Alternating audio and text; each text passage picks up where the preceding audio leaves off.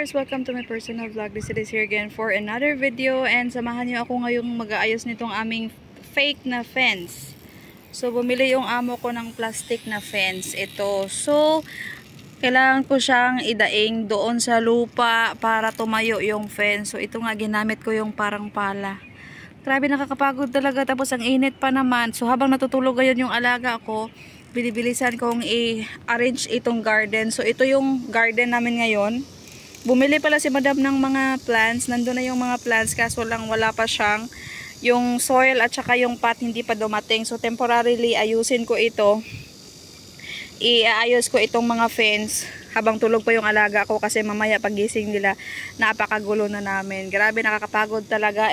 Alam nyo ba yung sa ilalim kaya ni Jan bato? Kaya masakit yung kamay ko habang gumagamit ng ganyan. Hindi ko alam kung anong tawag niyan. Ayan, so tiis-tiis lang kasi parte ito ng ating trabaho at saka kasama ito sa sahod nating 30k buwan-buwan. Mga plants viewers na ready to pot na, kaso lang wala pa yung pot tsaka wala pa yung soil, kaya dyan mula sila habang hinihintay yung ano. So doon ko sila ilalagay pag dumating na yung mga soil na in-order ni Madam online. So ikaw, if mag-apply ka sa Hong Kong and then sa kontrata mo may nakasamang gardening, malamang isa din to sa gagawin mo. So sa aking kontrata ay nakalagay na part sa aking trabaho is gardening, kaya naman ako dito nag-garden. So napakahirap din at saka napakasakit sa kamay kasi yung pinapala ko dyan is bato yan. So hindi po ito lupa kundi bato, so ang tigas-tigas. So kailangan kong ibaon tong fence na ito, pero ayun, wala tayong magawa, continue lang kahit mainit ngayon kasi 2:00 ng hapon. Hindi ako pwedeng gagawa dito sa garden ng hapon na nandyan yung mga alaga ko kasi sisirain nila yung fence. Kaya habang tulog sila is gumagawa ako dito and inaayos ko. Natapos ko ding ayusin ito, pero actually ang pangit talaga, pero wala na akong wala talaga akong time kasi kasama ko yung dalawa kong alaga. So ayun po, naghihintay na lang ako kung kailan ulit matulog yung alaga ko para tatapusin ko yan at ayusin ko yung mga flower.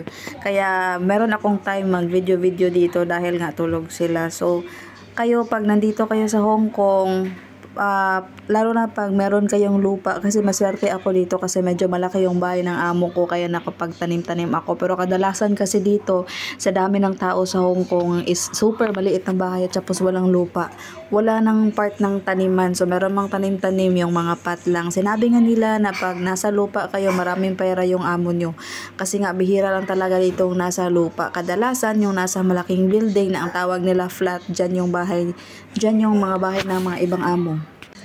But of course, thank you Lord, we are not complaining here. We are grateful dahil dito tayo sa Hong Kong at sinasahuran tayo ng 30,000 monthly.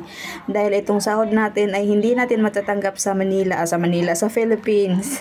Yan, wala magpapasahod ng 30,000 sa atin sa Pilipinas, lalo na at wala ka na may experience at nasa minimum wage yung in-earn. That's all. Thank you for watching.